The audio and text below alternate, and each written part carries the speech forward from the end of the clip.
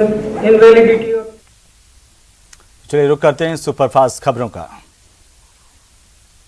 देश आज संविधान दिवस मना रहा है और इस मौके पर संसद भवन के सेंट्रल हॉल में हुए कार्यक्रम में राष्ट्रपति, प्रधानमंत्री मोदी, स्पीकर और उपराष्ट्रपति मौजूद रहे। संविधान दिवस पर संसद के सेंट्रल हॉल में कार्यक्रम को संबोधित करते हुए राष्ट्रपति रामनाथ कोविंद ने कहा है कि सत्ता पक्ष और प्रतिपक्ष के सदस्यों में प्रतिस्पर्धा होना स्वाभाविक है, लेकिन यह प्रतिस्पर्धा बेहतर प्रतिनिधि बनने और जन कल्याण के बेहतर काम के लिए होनी चाहिए। संसद में प्रतिस्पर्धा को प्रतिद्वंदिता नहीं समझा जाना चाहिए। राष्ट्रपति ने कहा है कि हम सब लोग ये मानते हैं कि हमारी संसद लोकतंत्र का मंदिर है, अतः हर सांसद की जिम्मेदारी बन जाती है कि वे लोकतंत्र के इस मंदिर में श्रद्धा की उसी भावना के साथ आचरण करें जिसके साथ वे अपने पूजा गृहों और इबादत गाहों में करते हैं। राजस्थान के रेगिस्तान में एक बड़े युद्धाभ्यास को भारतीय सेना ने पूरा किया है। दक्षिण शक्ति नाम के इस युद्धाभ्यास में करीब 30,000 सैनिकों ने हिस्सा लिया। जैसलमेर में दक्षिण शक्ति युद्धाभ्यास का वैलिडेशन पार्ट हुआ, जिसमें अभी तक हुई वॉर ड्रिल के अंतिम चरण को सीनियर कमांडर्स के सामने प्रदर्शित किया गया। गुरुवार को खुद थल सेना प्रमुख जनरल एमएम नरवणे भी इस युद्धाभ्यास की समीक्षा करने के लिए जैसलमेर पहुंचे थे। एक्सरसाइज के आखिरी दिन सेना ने अटैक हेलीकॉप्टर, आसमान से पैरा जंप के जरिए रण क्षेत्र में कमांडोज का फ्री फॉल और स्वार्म ड्रोन तकनीक का इस्तेमाल किया। साथ ही मैकेनाइज्ड कॉलम्स यानी कि टैंक और बीएमपी का भी युद्धाभ्यास में इस्तेमाल किया गया। देश में थिएटर कमांड बनाने की दिशा में बढ़ते हुए राजस्थान में दक्षिण शक्ति नाम की बड़ी एक्सरसाइज को अंजाम दिया गया है। लोकसभा स्पीकर ओम बिरला ने कहा है कि जनप्रतिनिधियों का दायित्व है कि वे लोकतांत्रिक संस्थाओं में मर्यादित और गरिमापूर्ण आचरण करें और देश एवं राष्ट्र हित में सामूहिकता के साथ काम करें। विपक्ष के रवैये से नाराज स्पीकर ने कहा कि मैं व्यथित हूं क्योंकि विपक्षी दलों को आकर मुझसे बात करें तो मैं कुछ समाधान निकालता। उन्होंने कहा कि यह पीएम या पार्टी का नहीं, संसद का कार्यक्रम था। यह अच्छी परंपरा नहीं है। संविधान दिवस पर लोकसभा अध्यक्ष ने कहा कि संसद में हम देश के 135 करोड़ जनता का प्रतिनिधित्व करते हैं और संसद के अंदर होने वाली चर्चा से जो अमृत निकलेगा उससे ही आमजन के जीवन में सार्थक बदलाव संभव है। स्पीकर ने कहा कि संसद की मर्यादाओं और उच्च गरिमापूर्ण परंपराओं को कायम रखना हम सबकी जिम्मेदारी है। बिरला ने कहा कि हमें अच्छी परंपराओं और परिपाटियों के साथ साथ सशक्त करना चाहिए। 26 नवंबर 2008 को मुंबई में हुए आतंकवादी हमले की 13वीं बरसी पर भारत ने आज पाकिस्तान के उच्चायोग के राजनयिक को तलब किया। इस दौरान मामले की तेजी से सुनवाई करने पर जोर देते हुए कहा कि इस घटना के 166 पीड़ितों के परिवार सुनवाई पूरी होने का इंतजार कर रहे हैं। किसान आंदोलन को 1 साल पूरा होने पर दिल्ली के मुख्यमंत्री अरविंद केजरीवाल ने विधानसभा में केंद्र सरकार को आड़े हाथों लिया। साथ ही उन्होंने इस आंदोलन में शहीद हुए किसानों को श्रद्धांजलि भी दी।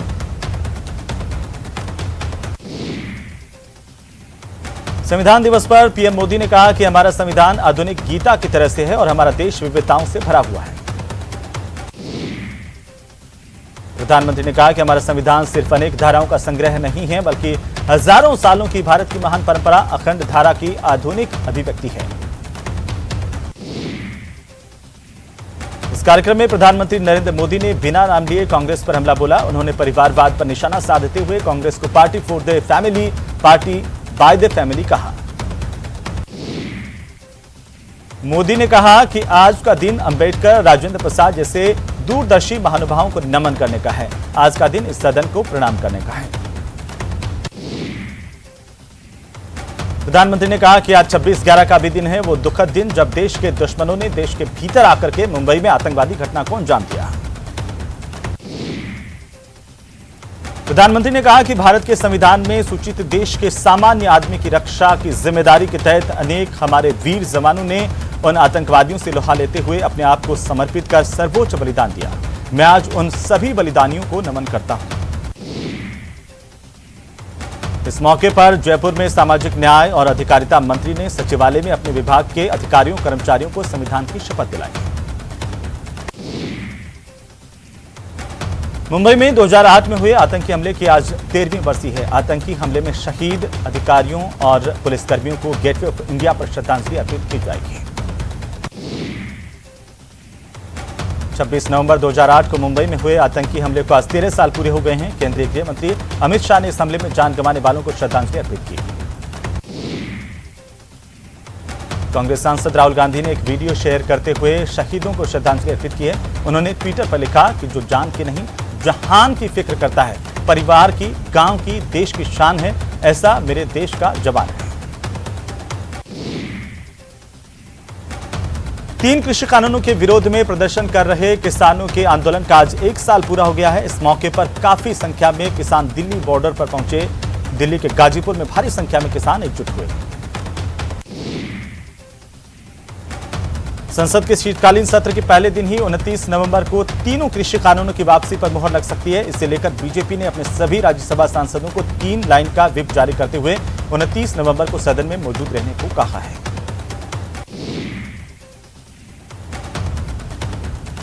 आरआईसी ग्रुप देश यानी कि रूस, भारत और चीन के विदेश मंत्रियों के बीच बैठक होगी। यह बैठक डिजिटल माध्यम से आयोजित की जाएगी। तीनों देशों के बीच होने वाली इस बैठक की अध्यक्षता विदेश मंत्री एस जयशंकर करेंगे।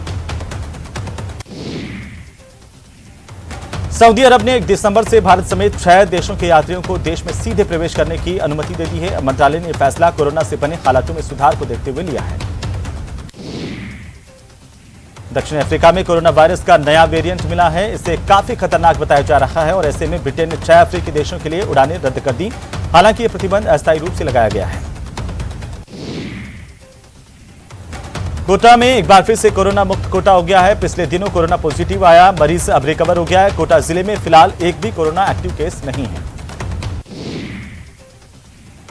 मरुधरा में स्कूली बच्चों में कोरोना संक्रमण का मामला सामने आने के बाद सरकार ने नई गाइडलाइन जारी की और कहा है कि बच्चों को स्कूल भेजना जरूरी नहीं है। संस्थान भी नहीं बना सकता दबाव, ऑनलाइन क्लासेस पर जोर है।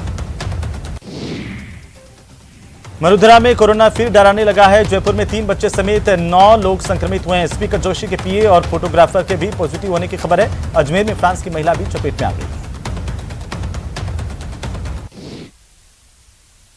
तो खबरों में फिलहाल वक्त एक छोटे से ब्रेक का, चल लौटेंगे।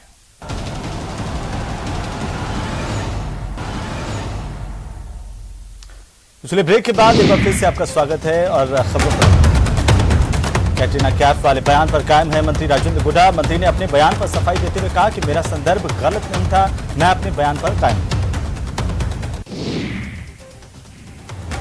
राज्य मंत्री राजेंद्र गुड्डा का एक और बयान सामने आया है। राजेंद्र गुड्डा ने विधायक शिवकरण चौधरी पर तंज कसते हुए कहा कि जो महिलाओं के सम्मान की बात कर रहे हैं वे लोग अपने गिरेबान में झांक कर देखें। कठपुतली में पूर्व डिप्टी सीएम सचिन पायलट ने कहा कि राजस्थान में वर्षों से परंपरा चलती आई है कि एक बार कांग्रेस तो दूसरी बार बीजेपी। इस बार 2023 में इस परंपरा को तोड़कर राजस्थान में कांग्रेस की सरकार बनाएंगे। सीकर में आपदा प्रबंधन मंत्री गोविंद मेघवाल ने संविधान दिवस पर केंद्र सरकार और बीजेपी पर जमकर निशाना साधा। मेघवाल ने केंद्र सरकार पर संविधान को खत्म करने के आरोप लगाए। अलवर में स्थानीय लोगों ने मनु मार्ग स्थित जलदाय विभाग कार्यालय पहुंचकर पानी की समस्या से अवगत करवाया और जलदाय विभाग के अधिकारियों को समस्या बताई। जैसलमेर में 3 माह से चल रहे दक्षिण शक्ति युद्धाभ्यास का समापन हुआ है। दक्षिण कमान का युद्धाभ्यास सफलतापूर्वक संपन्न हो गया। चित्तौड़गढ़ में पश्चिमी रेलवे मुंबई के महाप्रबंधक डीएम आलोक कंसल ने कहा है कि भारतीय रेल यात्रियों की सुविधाओं के विस्तार के साथ उनकी सुरक्षा व्यवस्थाओं में सुधार करने को लेकर के भी विशेष प्रयास किए जा रहे हैं। सिरोही में थानाधिकारी सीमा जाखिर और 3 कांस्टेबल को विभाग ने दोषी मानते हुए सेवा से बर्खास्त कर दिया है। चारों पर आरोप तस्करों से सांठगांठ कर 10 लाख रुपए की डील करने के हैं। मेडिकल कॉलेज से संबंध जिला चिकित्सालय को हनुमानगढ़ टाउन से हनुमानगढ़ जंक्शन ले जाने के विरोध में हनुमानगढ़ टाउन की जिला चिकित्सालय बचाओ संघर्ष समिति की ओर से टाउन में जिला चिकित्सालय पर अनिश्चितकालीन धरना शुरू कर दिया है। संयुक्त किसान मोर्चा के देशव्यापी आह्वान पर झुंझुनू में भी किसानों ने संविधान दिवस मनाकर के जश्न मनाया और शहर में रैली निकाली। राज्य सरकार के 3 वर्ष के कार्यकाल को विफल बताते हुए भारतीय जनता पार्टी ने झालावाड़ जिले में जिला स्तरीय विरोध प्रदर्शन किया है। टोंक जिले में आज 72वें भारतीय संविधान दिवस के मौके पर कार्यक्रम का आयोजन किया गया। भीमसेना और फूले ब्रिगेड ने धूमधाम से जिला मुख्यालय पर संविधान दिवस मनाया। भीमसेना के जिलाध्यक्ष अशोक बैरवा के नेतृत्व में संविधान की प्रस्तावना को पढ़ा गया। श्रीगंगानगर में पंचायत चुनाव की घोषणा के साथ ही प्रशासन ने चुनाव की तैयारियां शुरू कर दी है। इसी को लेकर बीकानेर संभागीय आयुक्त बीएल मेहरा ने सूरतगढ़ में बीएलओ की बैठक की। भीलवाड़ा जिले के पुलिया कला थाना इलाके के में दो पक्षों में खूनी संघर्ष हुआ। झड़प में आधा दर्जन लोग, एक महिला के साथ ही महिला और पुरुष दोनों घायल हो गए हैं। झुंझुनू में कार ने बाइक को जोरदार टक्कर मारी। यह टक्कर इतनी भीषण थी कि दो बाइक सवार गंभीर रूप से घायल हो गए। यह दुर्घटना ईसापुरा के पास मंडरेला रोड पर हुई। भीलवाड़ा जिले में घूसखोर अधिकारियों के खिलाफ अब भ्रष्टाचार निरोधक ब्यूरो एक्टिव हो चुका है। जिले के बिजोलिया थाना के हेड कांस्टेबल को एसीबी की टीम ने 15,000 रुपए की रिश्वत लेते हुए रंगे हाथों पकड़ा है। झुंझुनू जिले के सूरजगढ़ कस्बे में पुराने बस स्टैंड पर स्थित एक मिठाई की दुकान पर आग लगने से लाखों का सामान जलकर खाक हो गया। चलिए इसी के साथ इस बुलेटिन फिलहाल नहीं, नमस्कार।